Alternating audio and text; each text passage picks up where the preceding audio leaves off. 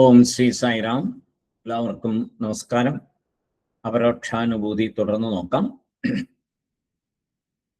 ശ്രീഹരിം പരമാനന്ദം ഉപദേഷ്ടാരമീശ്വരം വ്യാപകം സർവലോകാനാം കാരണം തം നമാമ്യഹം. കഴിഞ്ഞ ദിവസം നമ്മൾ 65-ാമത്തെ ശ്ലോകം നോക്കി.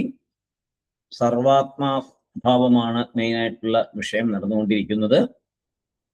അടുത്തത് ആചാര്യര് സർവാത്മഭാവത്തെ ഉപനിഷത് പ്രമാണങ്ങളിൽ കൂടി നമുക്ക് മനസ്സിലാക്കി തരുന്നു.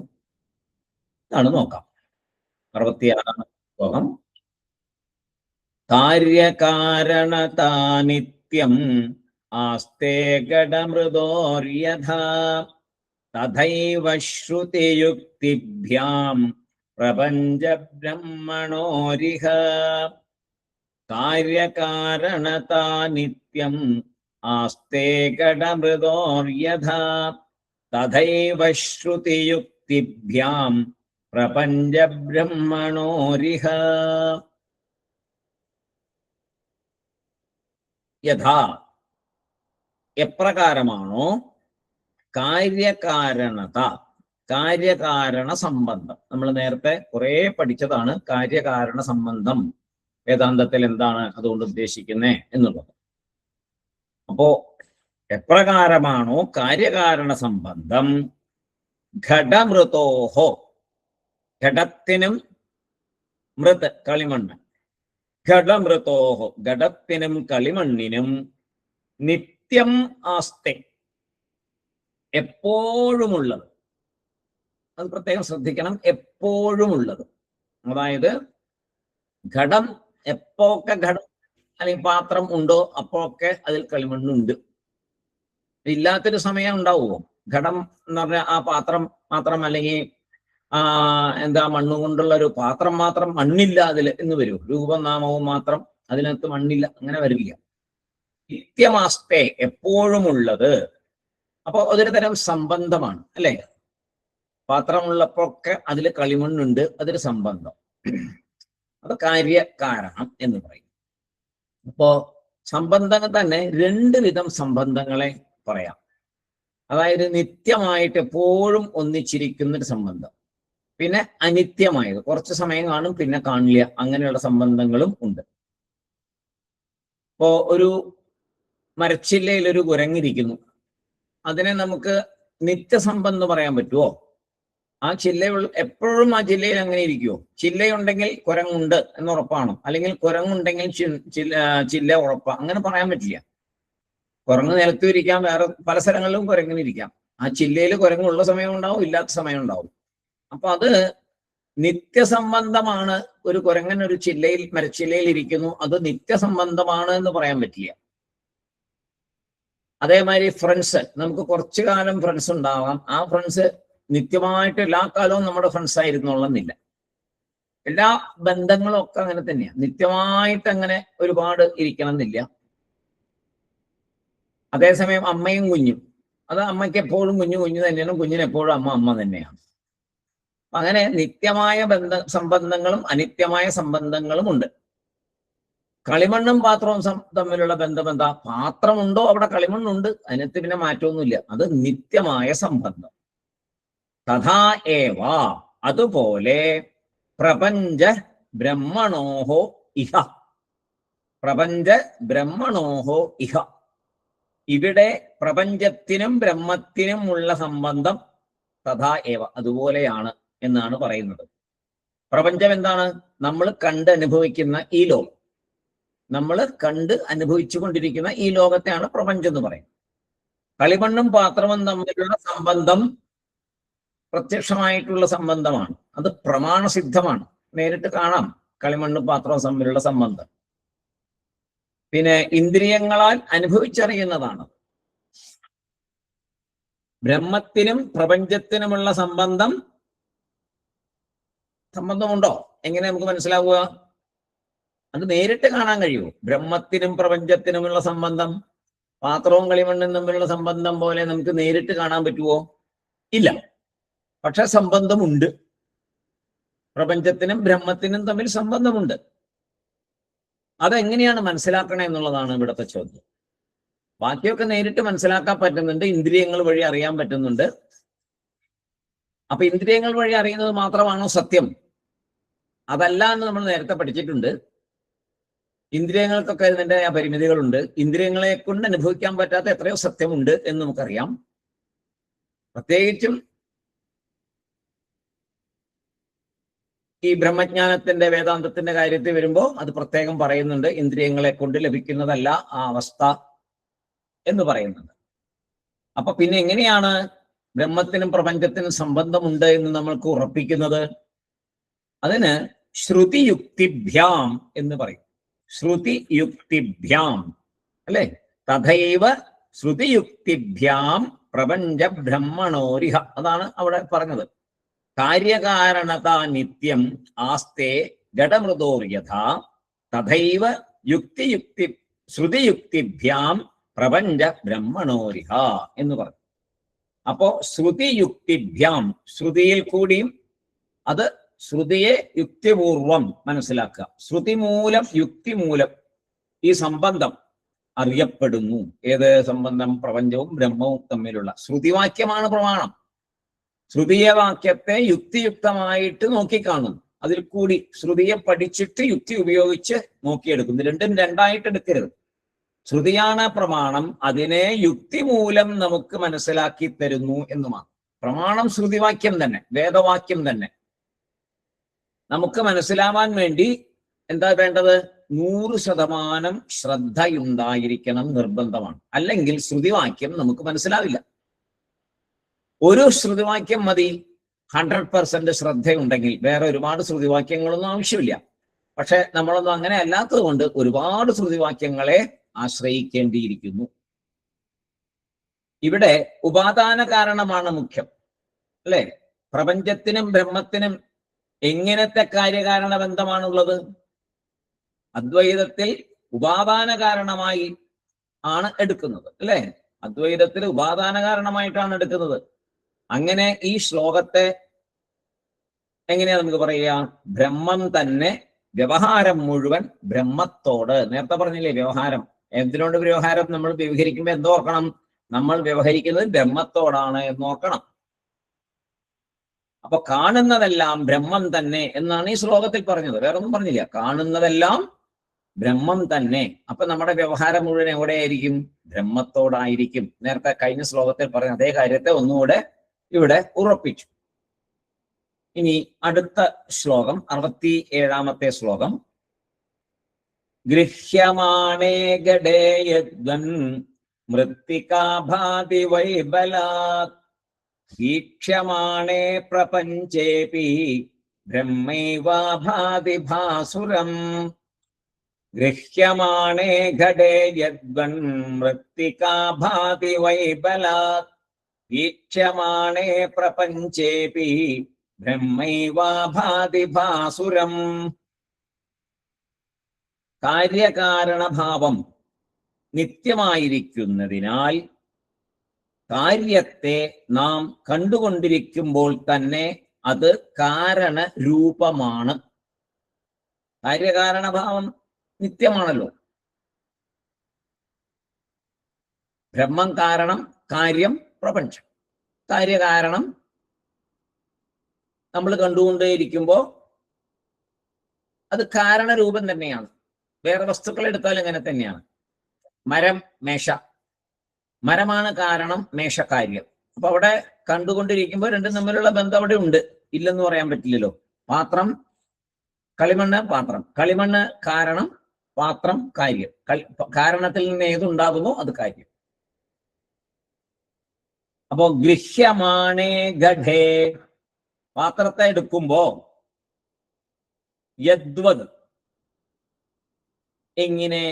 മൃത്തിക ആയാതി ബലാത്. മൃത്തിക ആയാതി ബലാത്. മൃത്തിക എന്ന് പറഞ്ഞാൽ ഇവിടെ കളിമൺ, ബലാത് തീർച്ചയായും എന്നാണ് ഇവിടെ അതുകൊണ്ട് ഉദ്ദേശിക്കുന്നത്. ബലാത് എന്ന് ഉദ്ദേശിക്കുന്നത് കമ്പൽസറിലി, തീർച്ചയായിട്ടും എന്നാണ് ഉദ്ദേശിക്കുന്നത്.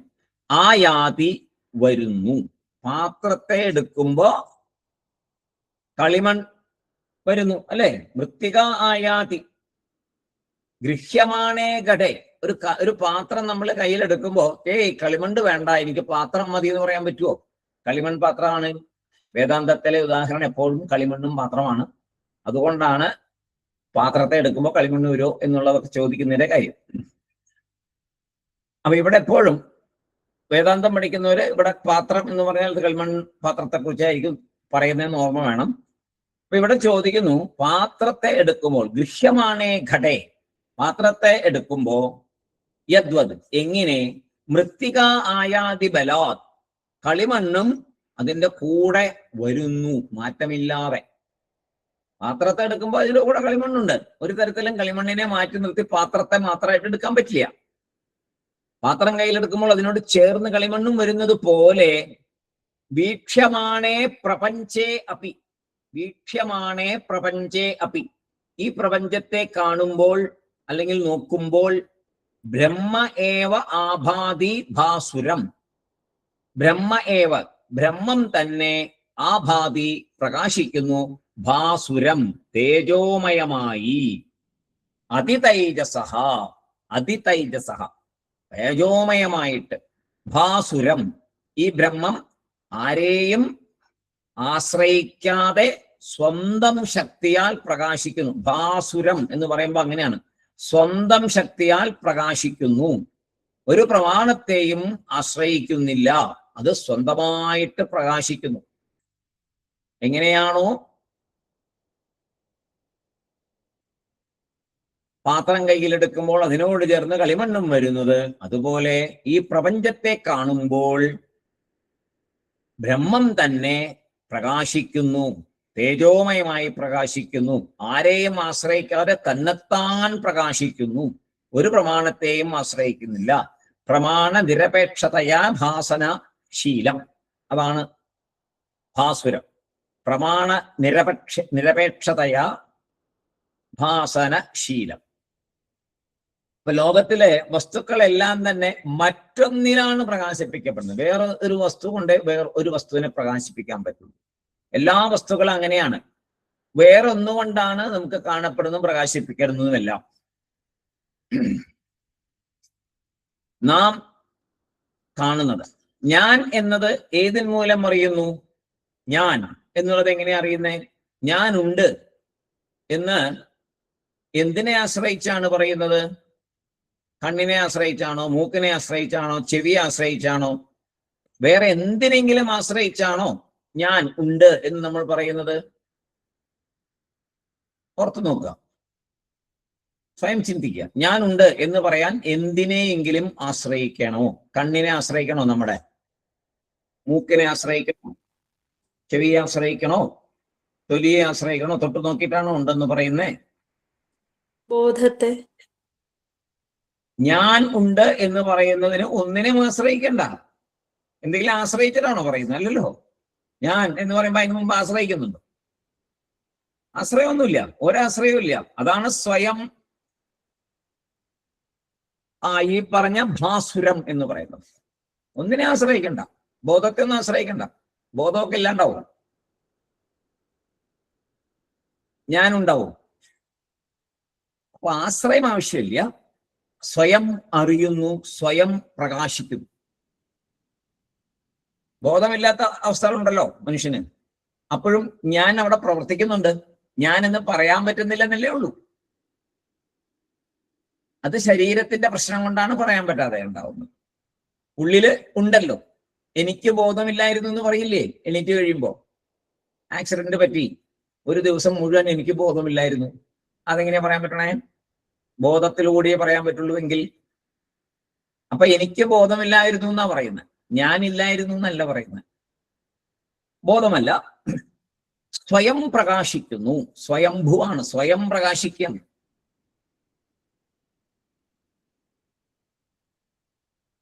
സ്വയം അറിയുന്നു എന്നേ നമുക്ക് പറയാൻ പറ്റത്തുള്ളൂ. അതുപോലെ ബ്രഹ്മം ഒരു പ്രമാണവും ഇല്ലാതെ പ്രകാശിക്കുന്നു. ബ്രഹ്മം പ്രകാശിക്കുന്നത് തന്നെയാണ് നമ്മളും. ബ്രഹ്മം ഒന്നിനെയും ആശ്രയിക്കാതെ പ്രകാശിക്കുന്നു, നമ്മളും ഒന്നിനെയും ആശ്രയിക്കാതെ പ്രകാശിക്കുന്നു. അങ്ങനെയുള്ള ബ്രഹ്മം പ്രപഞ്ചേ വീക്ഷമാണേ ആഭാതി. ലോകത്തെ മിഥ്യ എന്നും പറയാം, ഈശ്വരൻ എന്നും പറയാം. രണ്ടു തരത്തിലും പറയാം. മനസ്സിലാക്കാൻ വേണ്ടിയിട്ട് ലോകത്തെ നമുക്ക് മിഥ്യ എന്ന് പറയാം. അതേസമയം ഈശ്വരൻ ആണ്, ഈ ലോകം മുഴുവൻ ഈശ്വരൻ നിറഞ്ഞിരിക്കുകയാണ്, ഈശ്വരനാണ് ഇത് മുഴുവൻ കാണുന്നത്, എല്ലാം ഈശ്വരനാണ്, അതും പറയാം. രണ്ടും ഒന്ന് തന്നെ. ലോകം എങ്ങനെയിരിക്കുന്നു എന്നത് ലോകത്തിന്റെ ആംഗിളിലല്ല, അതിനെ കാണുന്നവന്റെ കാഴ്ചയിലാണ്. ലോകം എങ്ങനെ ഇരിക്കുന്നു എന്നുള്ളത് ലോകത്തിന്റെ ആംഗിളിലല്ല, അതിനെ കാണുന്നവന്റെ കാഴ്ചയിലാണ്. കാരണം ഇപ്പോ എയറോപ്ലെയിൻ ചെറുതാണോ വലുതാണോ ഒരു ചോദ്യം ചോദിച്ചാൽ എന്ത് പറയും?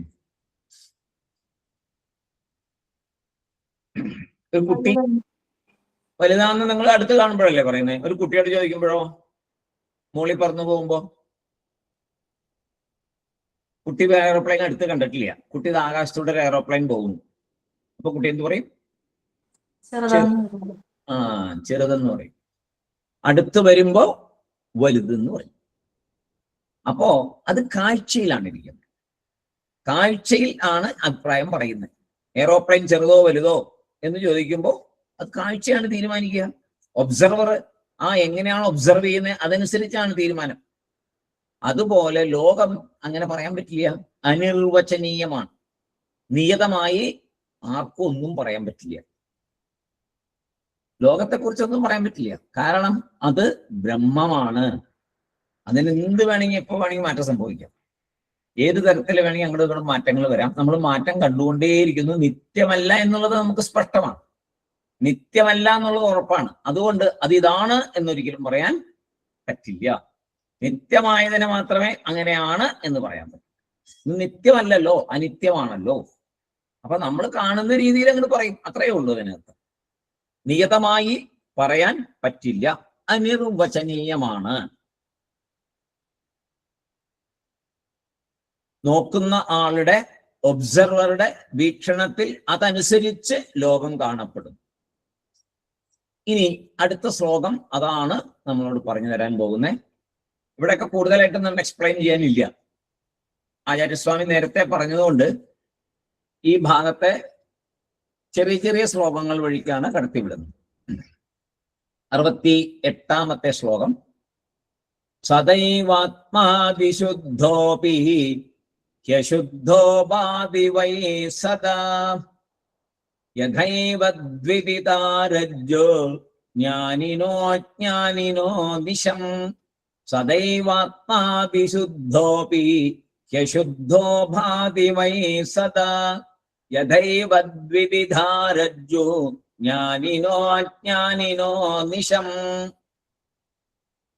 സദൈവാത്മാ വിശുദ്ധോപി. ആദ്യം നമുക്ക് രണ്ടാമത്തെ വരിയിൽ നിന്നാണ് ആദ്യം ഇതിൽ തുടങ്ങേണ്ടത്. ഏതാണ് രണ്ടാമത്തെ വരി? യഥൈവ ദ്വിവിധാരജ്ജോ ജ്ഞാനിനോ ജ്ഞാനിനോ നിശം. യഥാ ഏവ ദ്വിവിധ രജ്ജുഹു. യഥാ എങ്ങനെയാണോ, രജ്ജുഹു കയറ്, ദ്വിവിധ രണ്ടു വിധം. ഇവിടുത്തെ ചോദ്യം, കയർ രണ്ടു വിധമോ? രണ്ടു വിധമല്ല കയർ. എങ്ങനെയാ? നോക്കുന്ന ദൃഷ്ടി രണ്ടു വിധമോ? അതാണ് ചോദ്യം. കയറ് രണ്ടു തരത്തിലുണ്ടോ, അതോ നമ്മൾ നോക്കുന്ന ദൃഷ്ടി രണ്ടു വിധത്തിലാണോ? കയറൊന്നേ ഉള്ളൂ, ഒരു കയറേ ഉള്ളൂ, രജ്ജു ഒരു കയറുള്ളൂ. നോക്കുന്നത് രണ്ടു വിധത്തില്. എന്താണ്? ജ്ഞാനി നോക്കുന്നതും അജ്ഞാനി നോക്കുന്നതും. ജ്ഞാനി അജ്ഞാനിനഹ, ജ്ഞാനിനഹ അജ്ഞാനിനഹ, രണ്ടുപേരുടെ നോട്ടമാണ് ഇവിടെ. കയറൊന്നേ ഉള്ളൂ. ജ്ഞാനി കാണുന്ന കയറൊന്ന്, അജ്ഞാനി കാണുന്ന കയറ് വേറെ. അപ്പൊ രണ്ടും കയറൊന്നേ ഉള്ളൂ, രണ്ടു തരം തോന്നലാണ് ഇവിടെ ഉണ്ടായത്. അജ്ഞാനിയുടെ തോന്നലൊന്ന്, ജ്ഞാനിയുടെ തോന്നലൊന്ന്. കയറിനെ കയറായി കാണുന്നവനാണ് ജ്ഞാനി. കയറിനെ തെറ്റായി കാണുന്ന, ഒരു അരണ്ട വെളിച്ചത്തെ കയറിനെ പാമ്പായി കാണുന്നവന്റെ കാഴ്ചയാണ് പ്രശ്നം, അയാളാണ് അജ്ഞാനി. ആദ്യമേ തൊട്ടുള്ളതാണല്ലോ, എപ്പോഴും പറയുന്ന ഉദാഹരണം തന്നെയാണ്. അപ്പോ രണ്ട് വീക്ഷണം നടന്നു ഇവിടെ. രണ്ട് വീക്ഷണത്തില് രണ്ട് വിധത്തില് അതിന്റെ റിസൾട്ട് വന്നു. ജ്ഞാനി കയറിനെ കണ്ടപ്പോ ജ്ഞാനിക്ക് കയറാണെന്ന് മനസ്സിലായി. ഒരേ ഒരു വീക്ഷണത്തിലല്ല, ഓക്കെ, അദ്ദേഹത്തിന് നോട്ടത്തിൽ പ്രശ്നമൊന്നുമില്ല. അജ്ഞാനി കയറിനെ കണ്ടപ്പോ പെട്ടെന്ന് പാമ്പാണെന്ന് തോന്നി. പിന്നെ ഒരുപാട് പ്രശ്നങ്ങളായി. അപ്പോ രണ്ട് വീക്ഷണത്തിലാണ് പ്രശ്നം ഉണ്ടായത്. കയറൊന്നേ ഉള്ളൂ. അപ്പോ അജ്ഞാനിയെ സംബന്ധിച്ചിടത്തോളം എപ്പോഴും അത് പാമ്പ് തന്നെയാണ്, അജ്ഞാനമുള്ളിടത്തോളം കാലം. അങ്ങനെയല്ല, അയാൾക്ക് കുറച്ച് കഴിയുമ്പോൾ മനസ്സിലാവും. കുറച്ച് കഴിയുമ്പോൾ ജ്ഞാനമാണത്. കുറച്ച് കഴിയുമ്പോൾ അയാള് കയറിനെ കയറായിട്ട് കാണുന്നു, വേറൊരാൾ വെളിച്ചം കൊണ്ടുവന്ന് കാണിച്ചു കൊടുക്കുന്നു. അല്ലെങ്കിൽ ഒരു വടി കൊണ്ട് ഒരാളെ നിങ്ങൾ എന്തേ പറയണം, അത് കയറ് തന്നെയാണ്, പാമ്പൊന്നും അല്ലെന്നേ എന്നും പറഞ്ഞ് വേറൊരാള് ഒരു വടി കൊണ്ടുവന്ന് അതിനെ തട്ടി, അപ്പൊ തന്നെ കുഴപ്പമൊന്നുമില്ല, കയറ് തന്നെയാണ് മനസ്സിലായി. വേറൊരാള് ടോർച്ച് കൊണ്ടുവന്ന് നന്നായിട്ട് അടിച്ച് കാണിച്ചു, അല്ലെങ്കിൽ വേറൊരു ലൈറ്റ് ഇട്ട് കാണിച്ചു, അപ്പൊ എന്തായി, അത് കയറാണെന്ന് മനസ്സിലായി. ഇതാരാണ് ഈ ടോർച്ച് കൊണ്ടുവരുന്ന ആരാണ്? കയറ് കൊണ്ട് വടി കൊണ്ട്. എന്തൊക്കെയാണ്? ഗുരു. മറ്റേ ആള് അജ്ഞാനിയാണ്. ആ ജ്ഞാനിയുടെ അജ്ഞാനം മാറ്റി ജ്ഞാനിയാക്കുന്നു ഗുരു. അപ്പൊ സത്യം കയറായിട്ട് സത്യത്തെ തിരിച്ചറിയുന്നു. ഇത് തന്നെയാണ് മൊത്തത്തിൽ പറഞ്ഞ ഇത്രയേ ഉള്ളൂ കാര്യം. നമ്മളെ അജ്ഞാനത്തിലിരിക്കുന്ന നമ്മളെ ഗുരു കൈപിടിച്ച് മുന്നോട്ട് കൊണ്ടുപോയി ഇങ്ങനെയൊന്നുമല്ല എന്ന് പറഞ്ഞ് മനസ്സിലാക്കി തരുമ്പോ നമ്മൾ ആ ഗുരുവാക്യത്തിൽ വിശ്വാസമാണ്. ഗുരു എവിടുന്നാ പറയാ? ഗുരു സ്വന്തം അഭിപ്രായമാണോ പറയുന്നത്? ഒരു ഗുരുവും സ്വന്തം അഭിപ്രായം പറയാൻ പറ്റില്ല. പ്രത്യേകിച്ചും ഭാരത സംസ്കാരത്തില് സ്വന്തം അഭിപ്രായം എന്ന് പറഞ്ഞൊരു സംഭവം വന്നാൽ അത് പരാജയപ്പെടും. സ്വന്തം അഭിപ്രായം ഇവിടെ പറയാൻ പറ്റില്ല. വ്യാഖ്യാനങ്ങളൊക്കെ പലതും പറയാം, പക്ഷെ ഇവിടെ എല്ലാം വേദാന്തത്തിൽ പറഞ്ഞിട്ടുണ്ട്, വേദത്തിൽ പറഞ്ഞിട്ടുണ്ട്. അതിനെ ഓരോരുത്തർക്ക് മനസ്സിലാകുന്ന വിധം ഒന്ന് പറഞ്ഞു തരാമെന്നല്ലാതെ സ്വന്തമായിട്ടൊന്നും കൊണ്ടുവരാൻ പറ്റില്ല. കൊണ്ടുവന്നാൽ അത് പരാജയമാണ്. അത് മറ്റുള്ളവർക്ക് ഗുണവും ചെയ്യില്ല, ജ്ഞാനം ലഭിക്കില്ല, ഉറപ്പാണ്. അതുകൊണ്ട് അങ്ങനെ ഉള്ള ആൾക്കാരുടെ അടുത്ത് എന്ന് പെടരുത്. അത് പ്രത്യേകം ഓർക്കണം. ഗുരുനാഥന്മാരെ അങ്ങനെ കാണാൻ പാടില്ല. ഇതാ ശങ്കരാചാര്യസ്വാമികൾ ഇങ്ങനെ പറഞ്ഞിരിക്കുന്നു, അത് ഞാൻ നമുക്ക് മനസ്സിലാവുന്ന രീതിയിൽ പറഞ്ഞു തരാം എന്നൊരാൾ പറയുമ്പോൾ ശരി. രമണ മഹർഷി ഇങ്ങനെ പറഞ്ഞിരിക്കുന്നു, അതാണ് നമ്മൾ മനസ്സിലാക്കേണ്ടത്, അതിന്റെ കാര്യം എന്താണ് ഒരാൾ പറഞ്ഞു തരുമ്പോൾ ശരി. രമണ മഹർഷി എന്തെങ്കിലും പറഞ്ഞുകൊണ്ട് ഞാൻ നിങ്ങൾക്ക് പറഞ്ഞു തരുന്നു പറഞ്ഞാൽ അത് ശരിയല്ല. അത് പോയാൽ ലക്ഷ്യത്തിലെത്തില്ല. വേറെ കുഴപ്പമൊന്നുമില്ല, അങ്ങനെ പോവാം.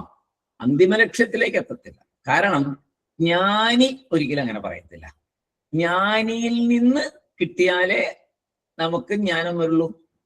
അതുകൊണ്ടല്ലേ നമ്മൾ ശങ്കരാചാര്യസ്വാമിയുടെ അപരക്ഷോപനോദിക്ക് പോകുന്നത്. അതിനെ നല്ലൊരു ഗുരുനാഥൻ നമുക്ക് പറഞ്ഞു തരുന്നു, നമ്മൾ മനസ്സിലാക്കുന്നു, നമ്മൾ വീണ്ടും എല്ലാവരും കൂടെ അത് ഷെയർ ചെയ്യുന്നു. അതാണ് എൻ്റെ കാര്യം. അപ്പോ കയർ പാമ്പ് എപ്പോഴും അജ്ഞാനമുള്ളിടത്തോളം കാലം അങ്ങനെ തന്നെ ആയിരിക്കും. ഒബ്ജക്റ്റ് രണ്ട് വിധം എന്ന് പറഞ്ഞ് അതിന് കാരണം സബ്ജക്റ്റ് രണ്ട് വിധമായതിനാൽ, അല്ലെ? ഒബ്ജക്റ്റ് രണ്ട് വിധം, അത് കയറും പാമ്പും രണ്ടായിട്ട് പറയാം. പക്ഷെ എങ്ങനെയാത് അങ്ങനെ പറയാൻ പറ്റുമോ? കയറും പാമ്പും രണ്ടും ഉണ്ട് അവിടെ എന്ന് പറയാൻ പറ്റില്ല. അപ്പോ സബ്ജക്റ്റ് രണ്ട് വിധമായതിനാൽ ഒബ്ജക്റ്റ് രണ്ട് വിധം എന്ന് പറയാനേ പറ്റും. അതുപോലെ സദാ ഏവ ആത്മാ വിശുദ്ധ അസ്തി. സദാ ഏവ എപ്പോഴും ആത്മാ ബ്രഹ്മം, അതായത് ഞാൻ, വിശുദ്ധ അദ്വൈതമായി പൂർണ്ണമായി ശുദ്ധമായി. ശുദ്ധമായി എന്ന് പറഞ്ഞാൽ അവിടെ അദ്വൈതമേ ഉള്ളൂ. പൂർണ്ണമായി എന്ന് പറഞ്ഞാൽ അദ്വൈതമേ ഉള്ളൂ. വിശുദ്ധമായി എന്ന് പറഞ്ഞാലും അദ്വൈതമേ ഉള്ളൂ. അപ്പോ അദ്വൈതമായി പൂർണ്ണമായി ശുദ്ധമായി എപ്പോഴും ആത്മാ വിശുദ്ധമായി ഇരിക്കുന്നു. കാരണം ഒന്നേ ഒന്നുള്ളൂ. ഒന്നേ ഉള്ളുവെങ്കിൽ അതിന് അശുദ്ധി വരില്ല. രണ്ടാമതൊന്ന് വരുമ്പോഴാണ് അശുദ്ധി വരുന്നത്. അദ്വൈതം ആയിട്ട് ഒന്ന് മാത്രമായിട്ട് ഇരിക്കുമ്പോൾ അത് ശുദ്ധി മാത്രമേ ഉള്ളൂ. അവിടെ അശുദ്ധിക്ക് സ്ഥാനമില്ല. ദ്വൈതം വന്നപ്പോഴാണ് അശുദ്ധി വരുന്നത്. ചിന്തിച്ചു നോക്കുക, എപ്പോഴും നോക്കിയാൽ അറിയാം, ദ്വൈതം വന്നാലേ അശുദ്ധി വരികയുള്ളൂ. എന്നാൽ ഹി അശുദ്ധ ഭാവി വൈ സദാ എന്നാ പറയുന്നത്. അപ്പൊ എങ്ങനെയാണ്? പ്രകാശിക്കുന്നു. അതേസമയം വിശുദ്ധമായത് എങ്കിലും അശുദ്ധമായും കാണുന്നു. കയറിൽ പാമ്പിനെ കണ്ട പോലെ വിശുദ്ധമാണത്. ഒരിക്കലും അത് പൂർണ്ണമല്ലാതെ അല്ല, പൂർണ്ണമാണ്. പക്ഷേ നമ്മൾ അതിനെ ദ്വൈതത്തിൽ കൂടി കാണുമ്പോൾ, അജ്ഞാനിയായ നമ്മൾ കാണുമ്പോൾ പലതരത്തിൽ വ്യത്യാസപ്പെട്ടു പോകുന്നു. അപ്പോൾ അത് അശുദ്ധമായി നമുക്ക് തോന്നുന്നു.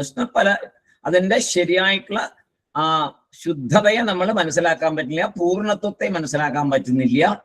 അപ്പോ അതെന്തിന്റെ കുഴപ്പമാണ്? ബ്രഹ്മത്തിന്റെ കുഴപ്പമാണോ? അല്ല, നമ്മുടെ അജ്ഞാനമാണ് അതിന് കാരണം. അതിനെ കാണുന്ന ആളിനെ ആശ്രയിച്ചിരിക്കുന്നു, അല്ലെ? പാമ്പിനെ കണ്ടപ്പോ പാമ്പായിട്ട് തിരിച്ചറിയുന്ന ഒരാൾക്ക് അവിടെ പ്രശ്നമൊന്നുമില്ല. കയറായിട്ട് കണ്ട ആൾക്ക് പ്രശ്നമൊന്നുമില്ല, കയറിനെ പാമ്പായിട്ട് കണ്ട ആൾക്ക് മുഴുവൻ പ്രശ്നമാണ്.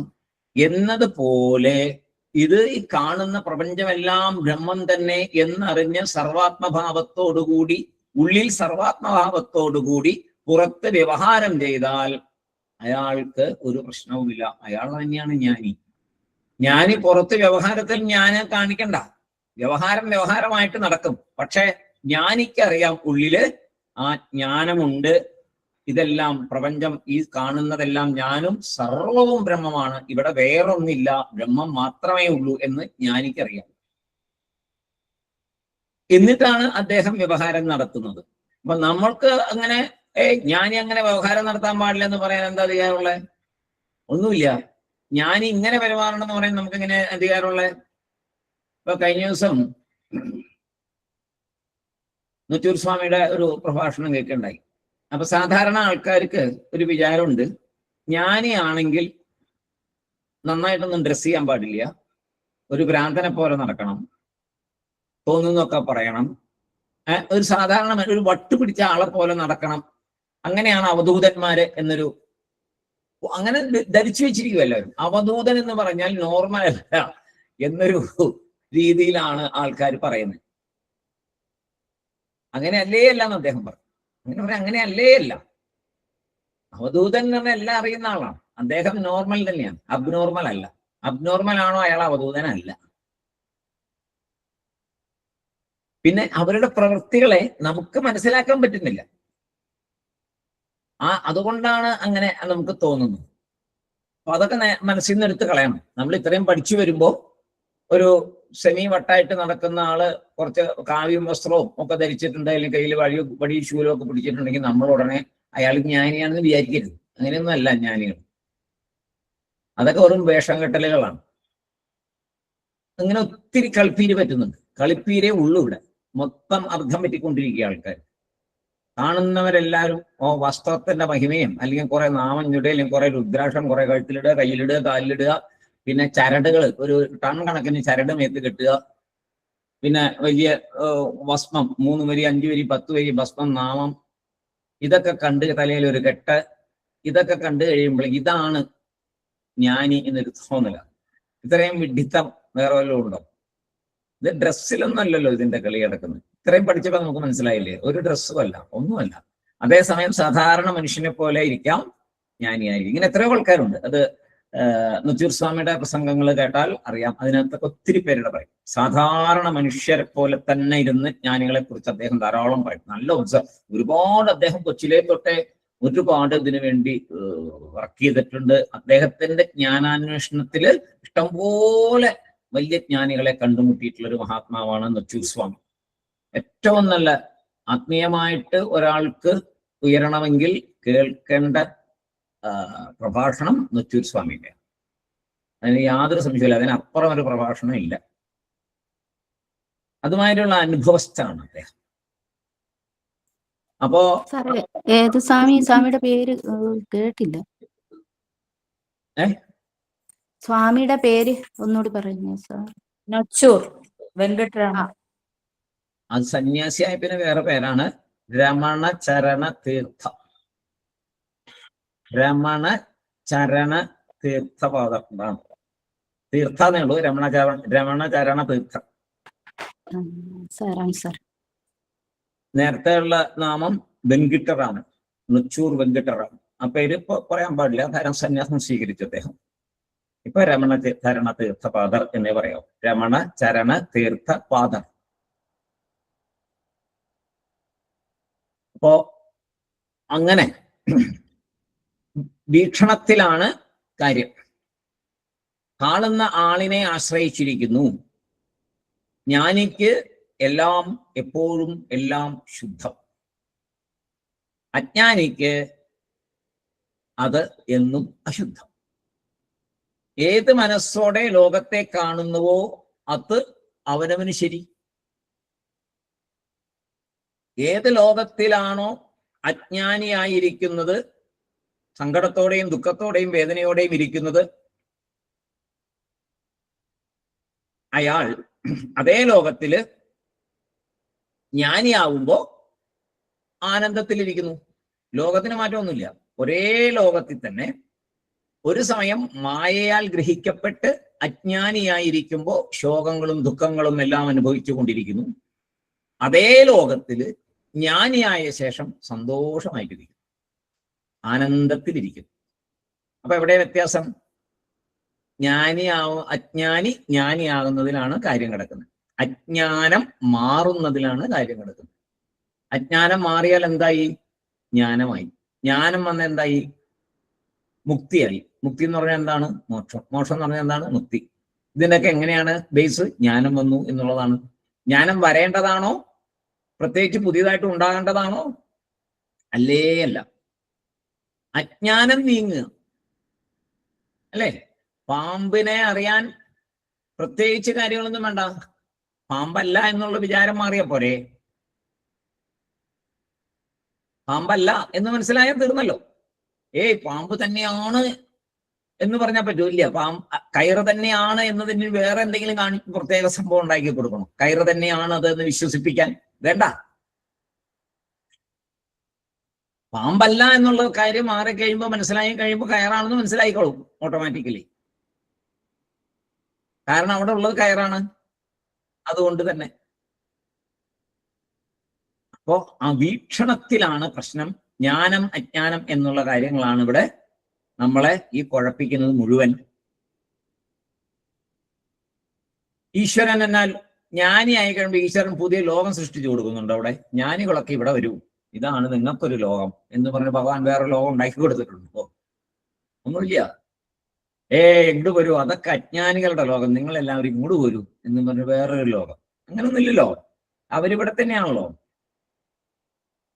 കാരണം ഭഗവാൻ സ്വയം ലോകമായിരിക്കുകയാണ്. അപ്പൊ ജ്ഞാനി എവിടെ ചെല്ലുന്നു? ഭഗവാനിൽ ചെല്ലുന്നു അല്ലേ നമ്മൾ പറയുന്നത്?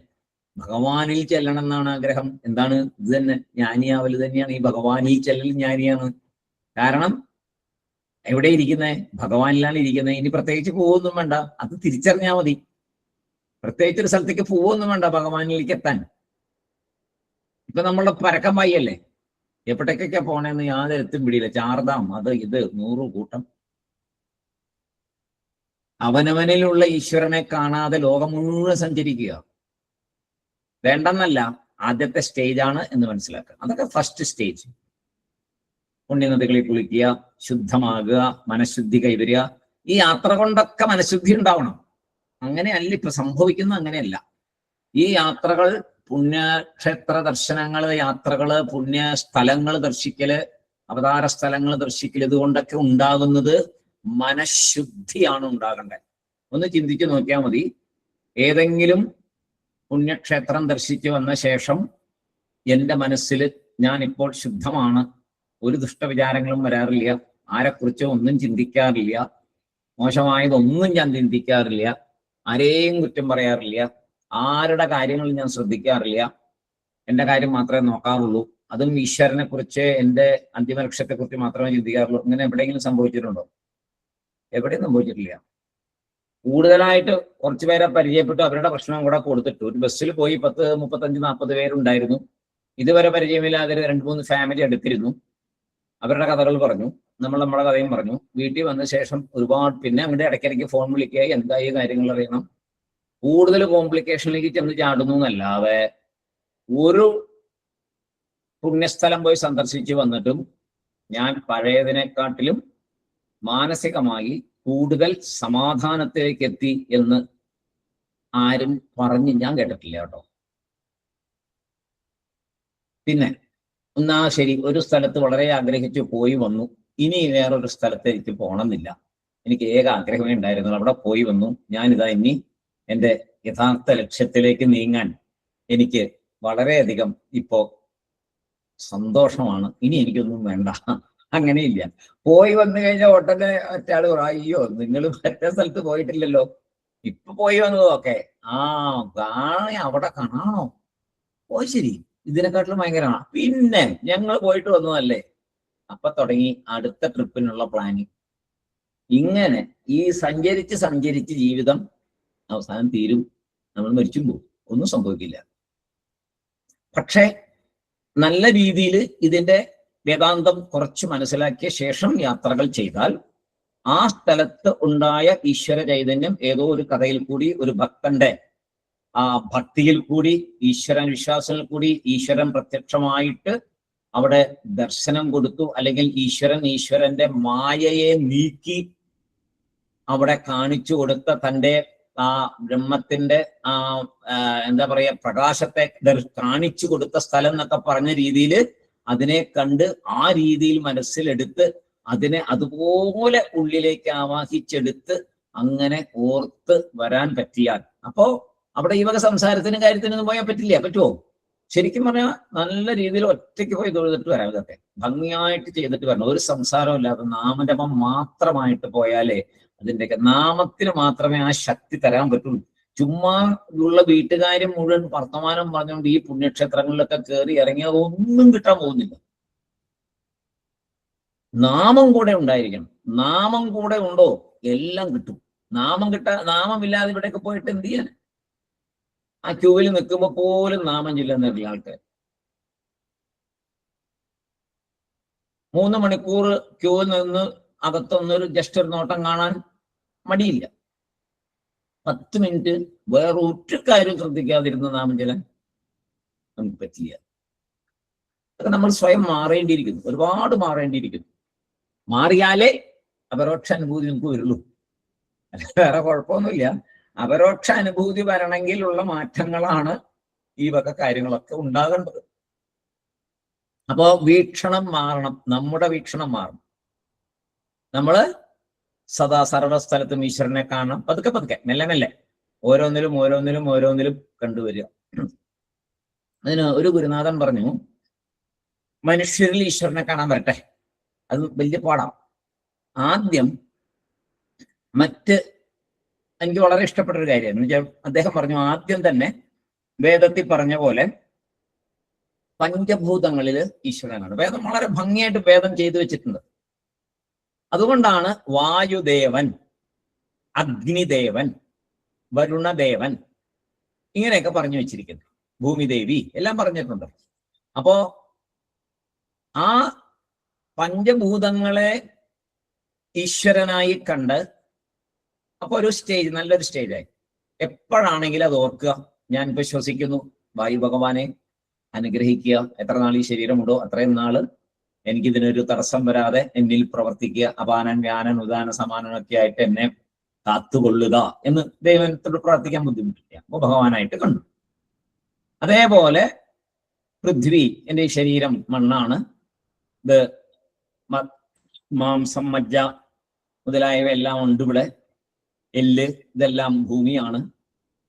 അമ്മേ ദേവി സർവേശ്വരി, എന്നിൽ ഈ പ്രവർത്തിച്ചു കൊണ്ടിരിക്കുന്ന അമ്മയുടെ സാന്നിധ്യം എനിക്ക് എന്നും ഉണ്ടായിരിക്കണമേ, ഇതിന് അസുഖമൊന്നും വരുത്തരുത് എന്ന് പ്രാർത്ഥിക്കാം. അപ്പോൾ അവിടെ നമ്മുടെ വീക്ഷണം മാറി ശരീരം ശുദ്ധിയായിട്ട് ശ്രദ്ധിക്കാൻ സാധിക്കും. ശരീരത്തെ മലിനപ്പെടുത്താതിരിക്കും. ഭൂമിയെ മലിനപ്പെടുത്താൻ പാടില്ലല്ലോ, ഭൂമി ദേവിയെ. അതുപോലെ ശരീരത്തെ മലിനപ്പെടുത്താതിരിക്കും. ഇങ്ങനെ ഓരോന്നായിട്ട് വന്നു കഴിഞ്ഞാൽ ആ പഞ്ചഭൂതത്തെ ആദ്യം ഈശ്വര സങ്കല്പത്തോടുകൂടി കണ്ടു തുടങ്ങിയാൽ അടുത്തത് പിന്നെ പർവ്വതങ്ങള്, നദികള്, അല്ലെ? പുണ്യനദിയെ പറയുന്നുണ്ടല്ലോ. അവിടെ ചെന്നിട്ട് ഗംഗയില് ഒരു തുണി അലക്കാൻ അവിടെ സമ്മതിക്കത്തില്ല അവിടുത്തെ ആൾക്കാർ. നമ്മുടെ ആൾക്കാർ സോപ്പൊക്കെ പതുക്കെ കക്ഷത്തി തിരികെ കൊണ്ട് മടിയിൽ സോപ്പൊക്കെ വെച്ചോണ്ട് പോകും. നമ്മുടെ ആൾക്കാർക്ക് അങ്ങനെയൊന്നും ഇല്ല. പമ്പയിലൊക്കെ കാണിക്കുന്നത് കണ്ടു കഴിഞ്ഞാലോ. പക്ഷേ നോർത്തില് ഇവിടുന്ന് പോയ ആൾക്കാരെ ഓടിച്ചിട്ടുണ്ട് അവിടെ ചെന്നിട്ട്, തുണി അലക്കാൻ പോയവരെ. ഇതൊക്കെയാണ് നമ്മുടെ കയ്യിലിരിപ്പ്. അപ്പൊ അവര് അങ്ങനെ ആ ഗംഗാദേവിയെ കാണുന്നു, അല്ലെ? എന്ത് വ്യത്യാസം വരുന്നു. അപ്പൊ അത് എല്ലാ നദികളിലേക്കും അത് വന്നു തുടങ്ങിയാൽ എന്ത് നന്നായി. അമ്പലത്തിലെ കുളത്തിന്, അല്ലെ? അമ്പലക്കുളത്തിനൊക്കെ പണ്ട് കാലത്ത് വളരെ പ്രത്യേകതകളുണ്ട്. അവിടെ തോന്നിയമാരി ഒന്നും കാണിക്കത്തില്ല, ഇപ്പൊ അതൊക്കെ പോയി. ഇതേപോലെ എല്ലാ സ്ഥലത്തേക്കും വന്നാൽ ആ വെള്ളം ഒരു ശകലം പോലും മോശമാവില്ല, ആരും വെള്ളത്തിനകത്തേക്ക് വേണ്ടാത്തതൊന്നും കലർത്തത്തില്ല. ആ സാങ്ക്ടിറ്റി പോയത് കൊണ്ടല്ലേ എല്ലാ ഫാക്ടറികളും എല്ലാ സ്ഥലങ്ങളിലും എല്ലാ മുനിസിപ്പാലിറ്റികളും എല്ലാം അവസാനം ഈ ചീത്തയായത് മുഴുവൻ ഒഴുക്കിക്കളയുന്ന സ്ഥലമായി മാറുന്നത്. അത് ആ വീക്ഷണം മാറി. വായുവിനെ മലിനീകരിക്കുന്നു, അതുകൊണ്ട് തന്നെ വീക്ഷണം മാറിയിട്ടല്ലേ. ഒരിക്കലും നമ്മൾ വായുവിനെ മലിനപ്പെടുത്താൻ പാടില്ല. എപ്പോഴാണ് ഓർക്കേണ്ട? എല്ലാവരും ഓർത്തു. ഒരു സമയത്ത് കോവിഡ് വന്നപ്പോൾ എല്ലാവരും ഓർത്തു നമ്മുടെ കുഴപ്പം തന്നെയാണ്. പക്ഷെ അത് കഴിഞ്ഞ് വീണ്ടും പഴവില്ല. ഇങ്ങനെ ആദ്യം പഞ്ചഭൂതങ്ങളെ ഈശ്വരനായി സങ്കല്പിച്ച്, രണ്ടാമത് അതിൻ്റെ പ്രത്യക്ഷ രൂപങ്ങളെ, വലിയ വലിയ പ്രത്യക്ഷ രൂപങ്ങളെ കണ്ട് അതിനെ ഈശ്വരനായി, പിന്നെ വൃക്ഷലതാദികളെ. അത് നമ്മൾ ചെയ്യുന്നുണ്ട്. പക്ഷെ എല്ലാത്തിനും ഒരുപോലെ ചെയ്യത്തില്ല. എല്ലാത്തിനും ഒരുപോലെ ചെയ്യത്തില്ല. അതിനൊരു പ്രശ്നം. ഇപ്പോ പുല്ല് പറിച്ചു കളയാം. അതിന് ശാസ്ത്രം അനുവാദമുണ്ട്. നമുക്ക് നമ്മുടെ വീട്ടുമുറ്റത്ത് ശരിയല്ലാത്ത രീതിയിൽ മറ്റുള്ളവർക്കും എല്ലാവർക്കും ബുദ്ധിമുട്ടുണ്ടാകുന്ന രീതിയിൽ പുല്ല് മുളച്ചാൽ അതിനെ പറിച്ചു കളയാം. പക്ഷേ അതിപ്പോ ഒരു തരം മരുന്നടിക്കുന്ന പരിപാടിയുണ്ട്. ഇതിന് ആജീവനാന്തം ഒരിക്കലും അവിടെ ഉണ്ടാകത്തില്ല. ഇത് വളരെ ആ മണ്ണിനകത്ത് എന്തുമാത്രം വിഷമാണ് മണ്ണിലേക്ക് കയറ്റുന്നത്. തിരിച്ചത് നമുക്ക് തന്നെ വരും. 2 മഴ പെയ്ത് കഴിയുമ്പോൾ അവനവന്റെ വീട്ടിലെ കിണറ്റിൽ തന്നെ ഇത് ഊർന്നു വരും. ആ വെള്ളം കുടിക്കും, ക്യാൻസർ വരും. ഇതൊക്കെ നടന്നുകൊണ്ടിരിക്കുന്ന കാര്യങ്ങൾ. അപ്പോ അതിനെ ഈശ്വരനായിട്ട് കാണുകയാണെങ്കിലോ, ഒരു പുല്ലിനെ പോലും ഈശ്വരനായിട്ട് കാണുകയാണെങ്കിൽ എന്ത് വ്യത്യാസം ഉണ്ടാവും കാര്യങ്ങൾക്ക്? അങ്ങനെ മനസ്സിനെ പതുക്കെ പതുക്കെ കൊണ്ടുവന്ന് അടുത്ത ജീവികളിലേക്ക് കൊണ്ടുവരാം. അത് നമുക്ക് കാണിച്ചു തന്നിട്ടുണ്ട് ഇല്ലേ? എല്ലാ ജീവികളെയും പൂജിക്കാൻ വേദം പറഞ്ഞു തന്നിട്ടുണ്ട്. സകലതിനും, എല്ലാ പക്ഷികളെയും, എല്ലാ ഇതിലും, എല്ലാത്തിനെയും വേദത്തില് ആരാധിക്കുന്നതായിട്ട് കാണും. വേദമന്ത്രങ്ങളെ കൊണ്ട് നമ്മൾ ചെയ്യുന്നുണ്ടല്ലോ. എത്രയോ പൂജകൾ ചെയ്യുന്നുണ്ട്. എന്തെല്ലാം ചെയ്യുന്നത്? ആനയൊട്ട് എല്ലാ പരിപാടികളും ഉണ്ട്. പക്ഷേ അതൊക്കെ ഒരു പ്രഹസനം മാത്രമായിട്ട് മാറിപ്പോകുന്നില്ലേ? അത് എങ്ങനെയും കഴിഞ്ഞാൽ ഇപ്പൊ ഈ യൂട്യൂബില് ഇപ്പൊ ഇങ്ങനെ എല്ലാവരും യൂട്യൂബിൽ വളരെ പേര് കിട്ടാൻ വേണ്ടിയിട്ട് വഴിയിൽ പോകുന്ന സമയത്ത് ഏതാ ഒരു പൂച്ച പെട്ടെന്ന് വണ്ടി ഇടിച്ചു. അപ്പോ അതിന്റെ വയറ്റിൽ കുഞ്ഞുണ്ടായിരുന്നു, വേഗം ഓപ്പറേറ്റ് ചെയ്തെടുത്തു. അപ്പൊ ഭയങ്കര അയാൾക്ക് വ്യൂസ് വന്നു. എന്താ അതിന്റെ പേരൊക്കെ പറയലും മറന്നുപോയി. അപ്പൊ അങ്ങനെ വലിയ സംഭവമായി. അതേസമയം ഒരു ആടിനെ കൊന്ന് അതിന്റെ ഭക്ഷണം ഭയങ്കര ടേസ്റ്റി ആണെന്ന് പറഞ്ഞ ആടിനെ കൊല്ലാൻ ഒരു മടിയില്ല.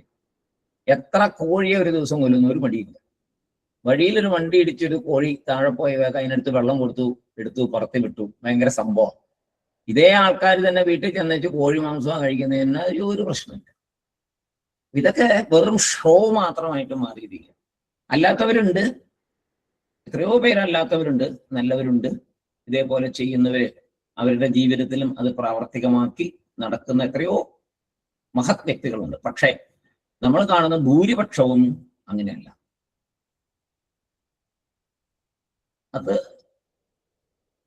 അതിനിടയ്ക്കാണ് നമ്മൾ ഇത് പോയിട്ട് എല്ലാത്തിനും സർവാത്മഭാവം വേണമെന്ന് പറഞ്ഞുകൊണ്ട് നമ്മളിപ്പോ ആചാര്യസ്വാമി നമ്മളോട് പറയുന്നത് എന്ത് ചെയ്യാൻ പറ്റും?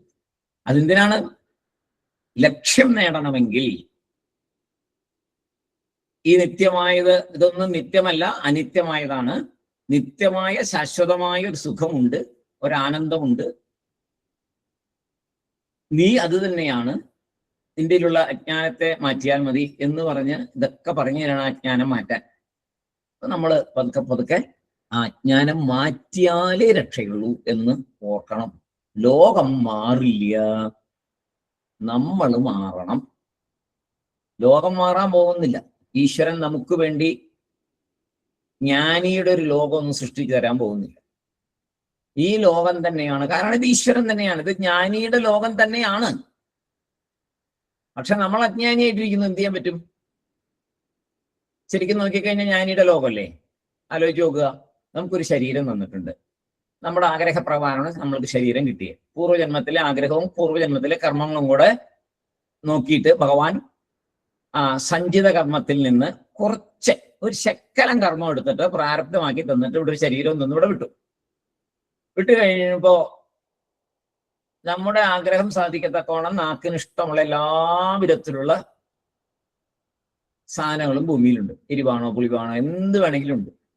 കണ്ണിന് ഇഷ്ടമുള്ള എല്ലാ കാഴ്ചകളും ഇവിടെ ഉണ്ട്. ചെവിക്ക് ഇഷ്ടപ്പെടുന്ന ഏത് ശബ്ദവും തിരഞ്ഞെടുക്കാം. പറഞ്ഞ പോലെ യാത്ര ഏർപ്പെട്ട വേണമെങ്കിൽ യാത്ര ചെയ്യാം, എല്ലാം പോയി കാണാം, ഒരു ബുദ്ധിമുട്ടില്ല. നീ കാലാവസ്ഥയിലും മാറ്റമുണ്ട്. എപ്പോഴും മഴയാണോ? അല്ല. എപ്പോഴും മഞ്ഞാണോ? അല്ല. എപ്പോഴും വേനലാണോ? അല്ല. മാറി മാറി മാറി. അപ്പൊ ഇപ്പോ ഇവിടെ വേനലാണെങ്കിൽ നേരെ നോർത്തിൽ പോവാം, അപ്പൊ അവിടെ തണുപ്പായിരിക്കും.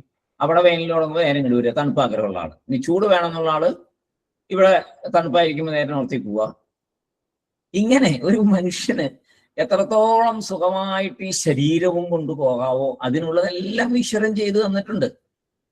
അപ്പൊ ഈശ്വരൻ അജ്ഞാനിക്കും വേണ്ടതൊക്കെ ചെയ്തു തന്നിട്ടുണ്ട്, ജ്ഞാനിക്കും ഇത് തന്നെയാണ്. പക്ഷെ ജ്ഞാനം വഴി ഇതിനെ ഉപയോഗിച്ചാൽ ആ ആനന്ദം ലഭിക്കും.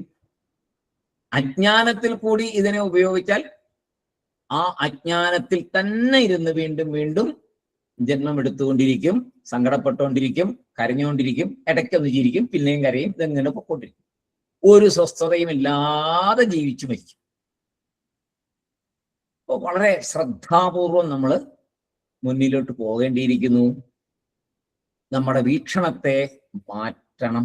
അതാണ് പറഞ്ഞു വന്നത്, വീക്ഷണത്തെ മാറ്റണം. ഭഗവാൻ തന്നെയാണ് ലോകം, അതിനെ ആസ്വദിക്കുക, ആ ഭഗവാനെ ആസ്വദിക്കുക.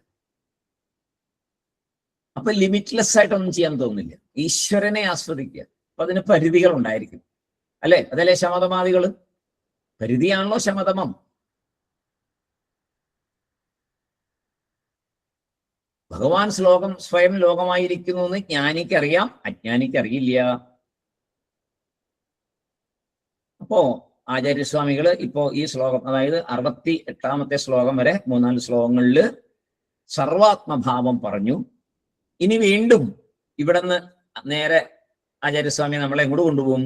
അടുത്ത ശ്ലോകം വീണ്ടും ജഗത് മിഥ്യ എന്നുള്ള സ്ഥലത്തേക്കാണ് വീണ്ടും കൊണ്ടുപോകുക. കാരണം ഇത് ഉറപ്പിക്കണം നമ്മളിൽ, അല്ലെങ്കിൽ നമ്മൾ രക്ഷപ്പെടില്ല. അപ്പൊ നമ്മൾ എങ്ങനെയെങ്കിലും ഒന്ന് രക്ഷപ്പെടട്ടെ എന്ന് ആചാര്യസ്വാമിക്ക് ഒരുപാട് നിർബന്ധമുണ്ട്. അതിനു വേണ്ടിയിട്ടാണ് ഇത് എഴുതി വെച്ചിരിക്കുന്നത്. നമുക്കൊന്ന് ശ്രമിക്കാം കാര്യമായിട്ട്. എല്ലാവർക്കും ഈശ്വരനോട് പ്രാർത്ഥിക്കാം. എന്താ പറയുക, സർവസ്ഥലത്തും നിറഞ്ഞു നിൽക്കുന്ന ആ പരമാത്മശക്തി തന്നെ നമ്മളെ സ്വയം തിരിച്ചറിയാനുള്ള കഴിവ് തന്ന് അനുഗ്രഹിക്കട്ടെ.